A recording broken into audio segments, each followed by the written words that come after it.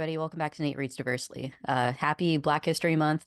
I'm going to be doing a wrap-up video with all of the all of the books that I read for Blackathon this year, but that's going to be at the end of the month. Right now, I wanted to do something kind of uh, near and dear to my heart. I wanted to make a video honoring my late writing teacher from when I was a child. Her name was Brenda Connor-Bey. She was a great teacher. I'll show you her work. She was the poet laureate of Greenburgh, New York when she was teaching me. So I actually was a part of a short story writing class called the Kid Short Story Connection in New York when I was like 11, 12, 13 years old. And Brenda was my teacher. She died in 2012 due to breast cancer, and I miss her. You know, she was a great person. I'm going to read her bio here. Connor-Bey Miller was the author of Thoughts of an Everyday Woman, an Unfinished Urban Folktale, a collection of prose and poetry, and a collection of poetry, Crossroad of the Serpent.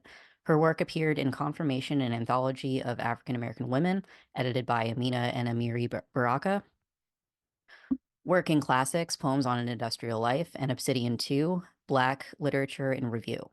Connor-Bey's material was also used in performances by Black women in theater, and the Lincoln Center for Performance and Ensemble, and has been included in the play Her Talking Drum in the American Place Theater in New York City. She was the first poet laureate of Greenburgh, New York from 2006 to 2010, and was the winner of 4 Penn Awards and had residences in Yaddo and McDowell. So, she was a great person, you know. I actually I still have like all of her handouts from when I took her class back in my childhood. And I wanted to kind of show you that like that, you know, she was such a great teacher that like that she was teaching a room full of middle schoolers basically. Like I was I think the youngest there was like 10 and the oldest was like 15 or something, you know, but the way that her class was taught, it was like a college class. It was like we would sit, you know, in a circle like at a table, and we would write things, and then you know, we would give feedback in a really like mature way. I mean, like a lot more mature than I see nowadays online, which is a little disconcerting. But you know, she fostered a great environment, and she was a really sweet, kind, nurturing person, and really smart. And I wanted to kind of go over like some of the handouts that she did, because like, you know, these are really complex topics for middle schoolers, but like we, you know, were all able to follow it, and we were all able to, you know, make our writing better because of it. So this one is a plot. How do we get there from here? The quick write there was always a quick write, and then there was like a mini lecture portion, and then there was an excerpt of something that she was trying to teach, and of like the concept that she was trying to teach, and then there would be like a prompt, you know, that we would all you know, sit there and write, and then we would give feedback to each other at the end. So I mean, this quick writing exercise is like, you know, anyone can use it really. It's there is a trap door in the ceiling that has been disguised by the plaster. Once opened, the door revealed an attic, and in the attic, far in the back, behind a curtain of cobwebs, there was a suitcase. They brought the suitcase down into the house. How did they open the suitcase, and what was in it? Write the scene. You know, like anyone can do this. Like adult, kid, it doesn't matter, you know. And these are really like really in-depth and complex topics, like moments, memories, and character, ways of looking back. You know, how does a character reflect on their life? Like um stories through the lens of breaking, like, you know, how do multiple characters describe something that they're all experiencing, you know, together? Like it's really interesting. And you know, I really liked, you know, her teaching style. Like she didn't coddle us. You know, she treated us like adults taking her class basically. And like, you know, we were all really like supportive of each other. And when we gave feedback, it was like professional. It was like a college class basically. It was really a really nice environment. A variation on takes. Everyone has an opinion, so like writing characters with different opinions. Whoops. Tell me who you are. Dialogue. How to use it to reveal character. It's you know, got some graphics here. Honestly, like if you guys want, like I could probably scan all of these and then like put them in a public Google Drive if like you guys want access to these because these are like really like useful things, if you're a writer to look at. So I'm not going to go through all of them, but I wanted to highlight, some of the parts of like the lessons that were really helpful for me in my own writing. So this one's about description, and the excerpt for this one was from Zombie: A New Spelling of My Name by Audre Lorde. And it's funny because I didn't read Zombie: A New Spelling of My Name until college, but this lesson that I took from Brenda when I was like 11 or 12 was my first foray into Audre Lorde, which is really cool. Includes this excerpt describing a mortar and pestle. Shush. She uses this example to kind of like demonstrate, this is how you can look at the individual words that Lorde is using. Like, look how she's describing something and how she gives character to this thing. So it's really nice. This one was on dialogue, and I want to read you the exercise because like it's a complex exercise, but it's like it was described in a way that like kids could understand. So the exercise was create a scene with two characters utilizing internal and external dialogue.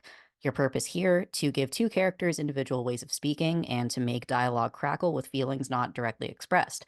The dialogue between two characters moves the story toward the climax. These prompts are like you can really do anything with like with these prompts and like it adults, kids, doesn't matter.